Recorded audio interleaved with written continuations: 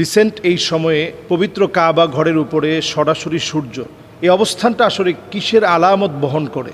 পুরোপুরি ছায়াশূন্য পবিত্র কাবা দেখল মক্কাবাসী। ঠিক কাবা শরীফের বরাবর অবস্থান করে সূর্য।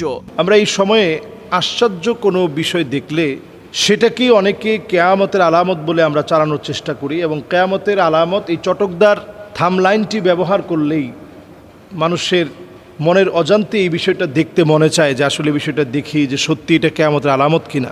এই জাতীয় বিষয়টা খুবই স্বাভাবিক ব্যাপার। কাবা হচ্ছে আল্লাহর নিদর্শনের জায়গা। এখানে আল্লাহ তাআলা অনেক ধরনের নিদর্শন দেখান। ওয়ামাই ইউআযযিম শাআইরাল্লাহ ফাইন্নাহা মিন তাকওয়াল কুলুব। আপনার মনে আল্লাহর ভয় যতটুকুন আছে, আল্লাহর নিদর্শনকে যদি আল্লাহকে ভয় করে আল্লাহর নিদর্শনগুলোকে যদি আপনি ভালোবাসেন, এটা প্রমাণ গ্রহণ করে যে আপনি আল্লাহ রাব্বুল আলামিনকে আপনি ভালোবাসেন। ওয়ামাই ইউআযযিম শাআইরাল্লাহ, আল্লাহর নিদর্শনকে যে যত বেশি সম্মান করে, এটা প্রমাণ বহন করে যে আল্লাহ রাব্বুল আলামিনকে আপনি ভয় করেন, আল্লাহ তাআলাকে আপনি ভালোবাসেন। আল্লাহ তাআলার ভালোবাসার প্রমাণ আপনি আল্লাহ রাব্বুল আলামিনের নিদর্শনকে আপনি পছন্দ করবেন, ভালোবাসবেন। কাবা এমন একটি ঘর যে ঘরের পরতে পরতে আল্লাহ রাব্বুল আলামিন দোয়া কবুল করেন। মিজাবে রাহমাতে আল্লাহ তাআলা দোয়া কবুল করেন। আল্লাহ রাব্বুল আলামিন মুলতাজামের মধ্যে দোয়া কবুল করেন। হাজরে আসওয়াদ এবং কাবার দরজার মাঝখানের যে জায়গাটি, এটিকে বলা হয় মুলতাজাম। নবী সাল্লাল্লাহু আলাইহি সাল্লাম নিজের বুককে ঠেকিয়ে দিয়েছেন, এই জায়গায় দোয়া করেছেন আল্লাহর কাছে। এই জন্য কাবা হচ্ছে নিদর্শনের জায়গা, যেখান থেকে প্রতিনিয়ত আল্লাহর কাছ থেকে প্রতিদান পাওয়া যায়।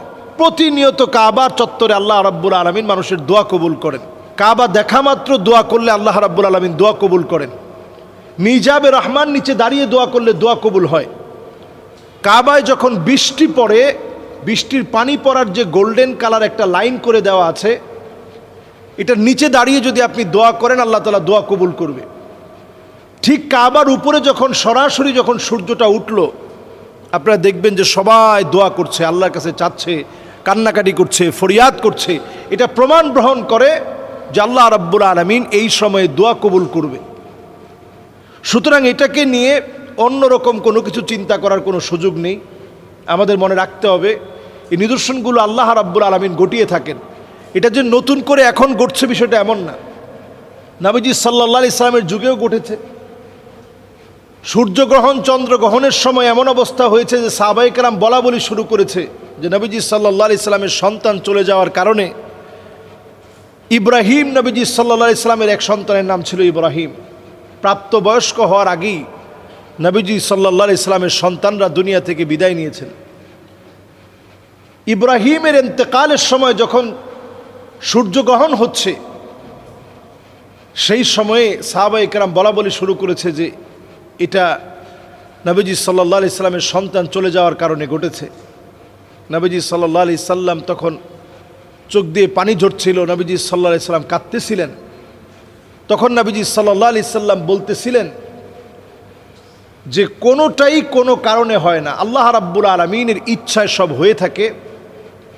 ইন্না ইব্রাহিম লা মাহজুন, ইব্রাহিম তোমার কারণে আমার চোখ দিয়ে পানি আসতেছে, অন্তরটা বিগলিত হয়ে গেছে, নরম হয়ে গেছে। তবে আল্লাহর ব্যাপারে এমন কিছু বলা যাবে না যেটাতে আল্লাহ রাব্বুল আলামিন রাগান্বিত হবেন। এজন্য সন্তান দুনিয়া থেকে চলে যাওয়া অথবা কোনো কিছু সংগঠিত হওয়া, কোনোটার সাথেই কোনোটার কোনো মিল আল্লাহ তাআলা রাখেন নাই। সৃষ্টি জগতের জাগতিক সকল বিষয়গুলো আল্লাহ রাব্বুল আলামিন তার সৃষ্টিতে তার সিস্টেম অনুযায়ী চালান। কুল্লুন ফি ফালাকি ইয়াসবাহুন, আপন আপন কক্ষপথে সবগুলো সাঁতার কাটছে। মহাবিশ্বের প্রতিটি বস্তুকণা একে অপরকে নিজের দিকে আকর্ষণ করে। এই আকর্ষণ বলের মান এদের গুণফলের দূরত্বের ব্যস্তানুপাতিক। এই বল বস্তু ক্রিয়াদ্বয়ের সংযোজক সরলরেখা বরাবর ক্রিয়া করে। এজন্য আপনারা দেখবেন যে আল্লাহ রাব্বুল আলামিন এই সিস্টেমটাকে সিস্টেম ওয়াইজ আল্লাহ তাআলা পরিচালিত করছেন। এই সিস্টেমের যদি কোনো বিচ্যুতি ঘটে, যখন বিচ্যুতি ঘটবে তখনই সেই আলামতগুলোকে আল্লাহ রাব্বুল আলামিন প্রকাশিত করবেন। এই বিচ্যুতি ঘটাটা 10টা বড় বড় বিচ্যুতি ঘটবে, এটাকে কিয়ামতের 10টি বড় বড় আলামত বলে। এছাড়া অন্যান্য কিছু আলামত আছে যেগুলো কিয়ামতের ছোট আলামত, যেগুলো নবীজি সাল্লাল্লাহু আলাইহি সাল্লাম বলে গেছেন, যার ম্যাক্সিমাম এখন আমাদের চোখের সামনে প্রতিফলিত হয়ে গেছে। সুতরাং এইটাকে কিয়ামতের কোনো আলামত হিসাবে উল্লেখ করার কোনো সুযোগ নেই, কিয়ামতের কোনো আলামত বলার সুযোগ নেই। তবে নিদর্শন আল্লাহ রাব্বুল আলামিনের নিশ্চয়ই। আল্লাহ রাব্বুল আলামিনের এই নিদর্শনগুলো থেকে আল্লাহর বরত্বের কথা বোঝা যায়। আল্লাহ তাআলা আমাদেরকে সঠিকটা বোঝার তৌফিক দান করুক, আমিন। আসসালামু আলাইকুম ওয়া রাহমাতুল্লাহি ওয়া বারাকাতুহু। বিসমিল্লাহ আলহামদুলিল্লাহ ওয়াসসালাতু ওয়াসসালামু আলা রাসূলিল্লাহ ওয়া বা'দ। সম্মানিত দ্বীনী ভাইরা, আমরা একটা কথা প্রায় বাংলাদেশে শুনি। গুরুত্বপূর্ণ একটা প্রশ্ন এসেছে যে রোগ হলে যদি গুনাহ মাফি হয়ে যায় তাহলে মানুষ রোগ থেকে মুক্তি চায় কেন? আল্লাহ রাব্বুল আলামিন রোগের মাধ্যমে গুনাহ মাফ করেন।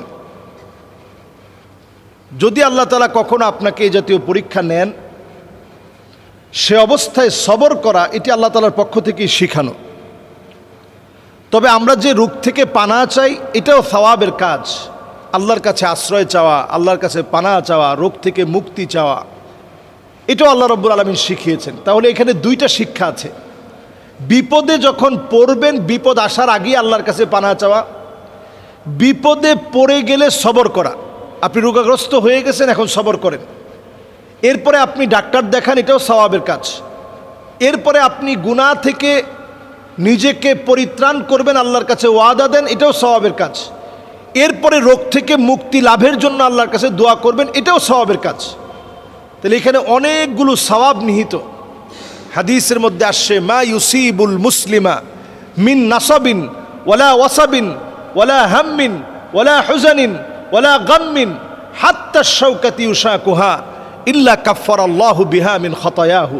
আল্লাহর কোনো মুমিন গোলাম ইমানদার যখন বিপদে পড়ে যায়, মুসিবতের ভিতরে পড়ে যায়, হতাশার ভিতরে পড়ে যায়, দুর্দশাগ্রস্ত হয়ে যায়, ব্যবসার ভিতরে ক্ষতির ভিতরে নিমজ্জিত হয়ে যায়, পকেটে যখন কোনো টাকা থাকে না, চতুর্দিক থেকে যখন হতাশা তাকে পেয়ে বসে, সবাই যখন তার সঙ্গে বেঈমানি করে, ওই মুহূর্তে যদি এই লোকটা আল্লাহর উপরে সবর করে, ভিতর থেকে যদি শব্দটা উচ্চারণ করে, যা আমার হৃদয়ে এত বেদনা, এত কষ্ট, এত যন্ত্রণা, এত যাতনা, এই যে আপনি শব্দটা উচ্চারণ করলেন, আল্লাহ রাব্বুল আলামিন গুনাহ খাতা মাফ করবেন, জান্নাতের দরজা আল্লাহ তাআলা বুলন্দ বানায় দিবেন। সুবহানাল্লাহ বিহামদি। এই জন্য বিপদ মুসিবতের সময়ে সবর করা, বিপদে পড়ে গেলে তার থেকে উত্তরণের পথ আল্লাহর কাছ থেকে চেয়ে নেওয়া, বারবার সেই বিপদ থেকে পরিত্রাণের জন্য আপ্রাণ চেষ্টা করা, এই টোটাল কাজটাই সওয়াবের মধ্যে গণ্য হবে। এবং আল্লাহ রাব্বুল আলামিন আপনাকে যে রোগ থেকে মাফ করে দিলেন, মুক্তি দিলেন, আল্লাহ তাআলা যে শিফা দিলেন, এই শিফা দেওয়াটা যতদিন আপনি অসুস্থ ছিলেন এটা সওয়াবের মধ্যে গণ্য হয়েছে। এখন আপনি সুস্থ হয়েছেন, আল্লাহ শুকরগুজারি আদায় করেন। যারা রোগীকে দেখতে যাবেন, 70,000 ফেরেশতা আপনার জন্য দোয়া করবে। আপনি রোগীটাকে দেখে আল্লাহর প্রশংসায় পড়েন, আলহামদুলিল্লাহিল্লাযী আফানি মিম্মা ইবতালাকা বিহি ওয়া ফাদ্দালানি আলা কাসীরিম মিম্মান খলাকা তাফদীলা। আয় আল্লাহ, আপনি অনেকের চাইতে আমাকে সুস্থ রেখেছেন, অনেকের চাইতে আল্লাহ আপনি আমাকে ভালো রেখেছেন, হাজারো মানুষের চাইতে আল্লাহ আপনি আমাকে নিয়ামত দিয়েছেন। আপনি যদি এই দোয়াটা পড়তে পারেন, কত রকমের রোগ, কত রকমের বিপদ, কত রকমের মুসিবত, রোড অ্যাক্সিডেন্ট দেখলেন, আপনি দোয়াটা পড়ে ফেলেন। কেউ হোঁচট খেয়েছে, আপনি দোয়াটা পড়ে ফেলেন, আলহামদুলিল্লাহিল্লাযী আফানি মিম্মা ইবতালাকা বিহি ওয়া ফাদ্দালানি আলা কাসীরিম মিম্মান খলাকা তাফদীলা। এই দোয়াটা যদি আপনি পড়তে পারেন, দেখবেন আল্লাহ রাব্বুল আলামিন ওই বিপদটা থেকে আল্লাহ তাআলা আপনাকে হেফাজতে রাখবে। আপনি ইয়াকিন নিয়ে পড়েন, অবশ্যই আল্লাহ রাব্বুল আলামিন আপনাকে হেফাজতে রাখবে। আমরা এইভাবে করে রোগ থেকে মুক্তি লাভের জন্য আল্লাহর কাছে আমরা চাবো। রোগ থেকে মুক্তি লাভের পরে আল্লাহর শুকরিয়া আদায় করে আমরা দোয়া করব। এবং প্রতিনিয়ত ঔষধ খাওয়ার সময় আমরা ভুল দোয়া না পড়ে সঠিকভাবে দোয়া পড়ব। আমরা বলবো, হুয়া শাফি হুয়াল কাফি হুয়াল মুআফি। আল্লাহ আপনি শেফা দানকারী, আল্লাহ আপনি আমার জন্য যথেষ্ট, আল্লাহ আপনি আমাকে রোগ থেকে মুক্তি দিতে পারেন। এইভাবে করে আমরা দোয়াটা পড়ার চেষ্টা করব।